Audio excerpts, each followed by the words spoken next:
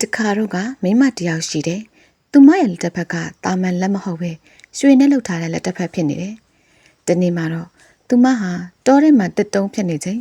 ရုတ်တရက်တစ်ပင်တစ်ပင်လဲကြပြီးသူမရဲ့လက်ပေါ်ကိုဓာတ်ရိုက်ကျသွားခဲ့တယ်။သူမရဲ့ခင်ပွန်းကအမြန်ပြေးလာပြီးတစ်ပင်ကိုဖယ်ရှားဖို့ကြိုးစားပေမဲ့မအောင်မြင်ခဲ့ပါဘူး။နောက်ဆုံးမှာတော့သူမရဲ့အသက်ကိုကယ်တင်ဖို့အတွက်အလွန်ခက်ခဲတဲ့ဆုံးဖြတ်ချက်တစ်ခုကိုချခဲ့ရတယ်။သူမရဲ့လက်ကိုဖြတ်ပစ်လိုက်ရတယ်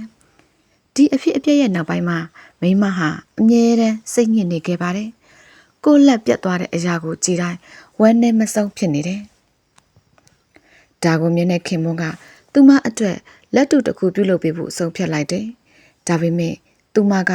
တာမန်လက်ကိုမလိုချင်ပါဘူး။ရွှေလက်ကိုပဲလိုချင်တယ်လို့ပြောခဲ့တယ်။အဲဒါကြောင့်အချိန်အနည်းငယ်ကြာပြီးတဲ့နောက်မှာခင်ပွန်းကသူမအတွက်ရွှေလက်တစ်ဖက်ကိုပဲတကယ်ပဲပြန်လုပ်ပေးလိုက်တယ်။ဒါပေမဲ့အဲ့ဒီရွှေလက်ကြောင့်ပဲသူမရဲ့ကိုယ်ခန္ဓာဟာ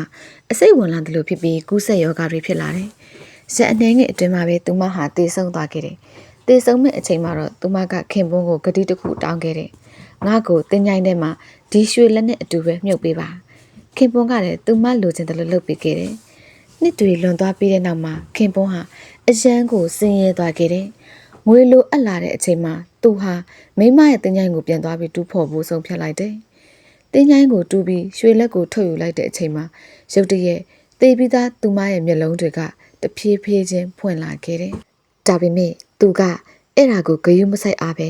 ရွှေလက်ကိုယူပြီးအိမ်ကိုပြန်သွားခဲ့တယ်။ညအချိန်ရောက်လာတဲ့အခါအိမ်ထဲမှာမထင်မှတ်ထားတဲ့အရာတစ်ခုဖြစ်ပေါ်လာခဲ့တယ်။သူမဟာပြန်လာခဲ့တယ်။သူမဟာကိုယ့်ရဲ့ရွှေလက်ကိုပြန်ယူဖို့လာခဲ့တာပဲ။ကြောက်ရွံ့နေတဲ့ခင်ပေါ်ကရွှေလက်ကိုပြန်ပေးလိုက်ပါတယ်။ဒါပေမဲ့သူမကရွှေလက်ကိုပြန်ယူပြီးတဲ့နောက်မှာသူ့ကိုချက်ချင်းတတ်လိုက်ပါတယ်။ဒီဇလန်လေးကတော့လောဘနဲ့အလိုဆန္ဒတွေကနောက်ဆုံးမှဘလို့အန္တရာယ်ကြီးမားနိုင်တယ်ဆိုတာကိုပြထားတဲ့ကြောက်စရာကောင်းတဲ့ဇလန်တစ်ပုဒ်ပါပဲ။